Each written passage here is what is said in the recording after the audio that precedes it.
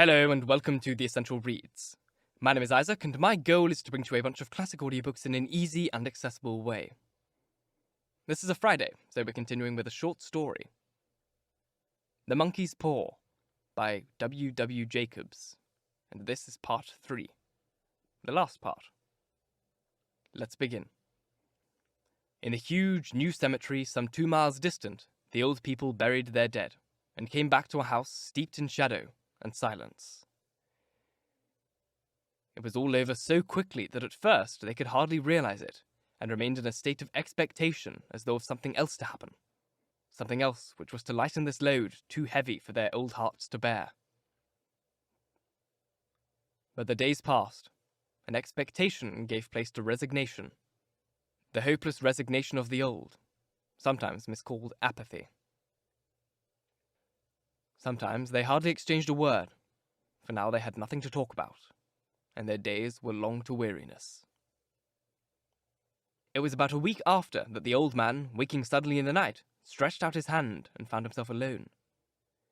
The room was in darkness, and the sound of subdued weeping came from the window. He raised himself in the bed and listened. "Come back," he said tenderly. "You will be cold." "It is colder for my son," said the old woman, and wept afresh. The sound of her sobs died away on his ears. The bed was warm, and his eyes heavy with sleep. He dozed fitfully, and then slept again until a sudden wild cry from his wife awoke him with a start. "The paw!" she cried wildly. "The monkey is paw!" He started up in alarm. Where is it? What's the matter?" She came stumbling across the room toward him. "I want it," she said quietly. "You've not destroyed it?" "It's in the parlour on the bracket," he replied, marvelling. "Why?" She cried and laughed together, and, bending over, kissed his cheek. "I've only just thought of it," she said hysterically. "Why didn't I think of it before? Why didn't you think of it?" "Think of what?" he questioned. "The other 2 wishes," she replied rapidly. "We've only had one." "Was not that enough?" he demanded fiercely.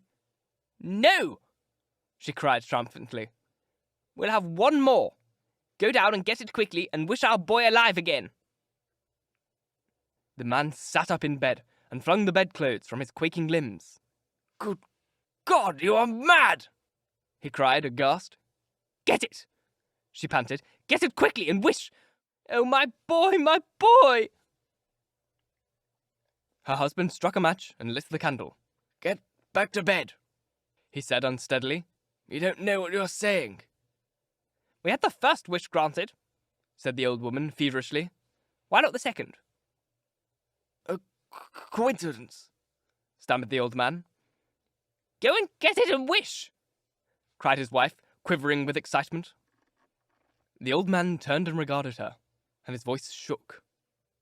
"He has been dead 10 days, and besides, I would not tell you else, but I could only recognize him by clothing.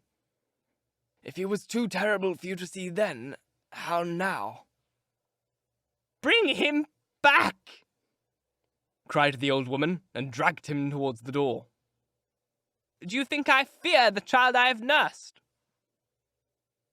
He went down in the darkness and felt his way to the parlour, and then to the mantelpiece. The talisman was in its place, and a horrible fear that the unspoken wish might bring his mutilated son before him ere he could escape from the room seized upon him, and he caught his breath as soon as he found that he had lost the direction of the door. His brow cold with sweat, he felt his way round the table and groped along the wall until he found himself in the small passage with the unwholesome thing in his hand. Even his wife seemed changed as he entered the room. It was white and expectant, and to his fears seemed to have an unnatural look upon it. He was afraid of her. "Wish!" she cried in a strong voice. "It is foolish and wicked," he faltered. "Wish!" repeated his wife. He raised his hand. "I wish my son alive again," The talisman fell to the floor, and he regarded it fearfully. Then he sank trembling into a chair, as the old woman, with burning eyes, walked to the window and raised the blind. He sat until he was chilled with the cold, glancing occasionally at the figure of the woman peering through the window. The candle end, which had burned below the rim of the china candlestick, was throwing pulsating shadows on the ceiling and walls, until, with a flicker larger than the rest, it expired. The old man, with an unspeakable sense of relief at the failure of the talisman, crept back to his bed. And a minute or two afterward, the old woman came silently and apathetically beside him. Neither spoke, but lay silently listening to the ticking of the clock. A stair creaked, and a squeaky mouse scurried noisily through the wall. The darkness was oppressive, and after lying for some time, screwing up his courage, he took the box of matches, and striking one, went downstairs for a candle. At the foot of the stairs the match went out, and he paused to strike another.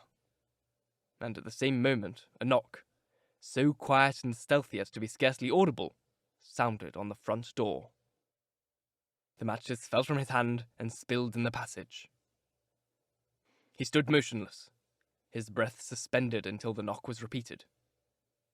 Then he turned and fled swiftly back into his room and closed the door behind him. A third knock sounded through the house. "What's that?" cried the old woman, starting up. "A rat," said the old man in shaking tones. "A rat! It passed me on the stairs." His wife sat up in bed, listening. A loud knock resounded through the house. "It's Herbert!" she screamed. "It's Herbert!" She ran to the door, but her husband was before her, and, catching her by the arm, held her tightly. "What are you going to do?" he whispered hoarsely. "It's my boy! It's Herbert!" she cried, struggling mechanically. "I forgot it was 2 miles away. What are you holding me for? Let go! I must open the door!" "For God's sake, don't let it in!" cried the old man, trembling. "You're afraid of your own son!" she cried, struggling. "Let me go! I'm coming, Herbert! I'm coming!" There was another knock, and another. The old woman, with a sudden wrench, broke free and ran from the room. Her husband followed her to the landing and called after her appealingly as she hurried downstairs. He heard the chain rattle back and the bottom bolt drawn slowly and stiffly from the socket. Then the old woman's voice, strained and panting. "The bolt!" she cried loudly. "Come down! I can't reach it!" Her husband was on his hands and knees, groping wildly on the floor in search of the paw. If he could only find it before the thing got in. A perfect fusillade of knocks reverberated the house, and he heard the scraping of a chair as his wife put it down in the passage against the door. He heard the creaking of the bolt as it came slowly back, and at the same moment he found the monkey's paw, and frantically breathed his third and last wish. The knocking ceased suddenly, although the echoes of it were still in the house. He heard the chair drawn back, and the door opened. A cold wind rushed up the staircase, and a long, loud wail of disappointment and misery from his wife gave him the courage to run down to her side and enter the gate beyond. The street lamp flickering opposite shone on a quiet and deserted road. Thank you so very much for listening. If you enjoyed, please like, comment, share, all that jazz, and if you really enjoyed, do subscribe, because there is more to come. Another short story in next week. When you're watching this, there'll be another short story, a new one, potentially Sherlock Holmes, potentially not. I still have yet to decide. If you're listening on podcast, please leave a review, as it helps get this in front of as many people as possible, and reading your reviews really makes my day. If you want to support the show further, you can click up here to the Ko-Fi link, which is now on screen or in the description box, and you can support me in a more definite way.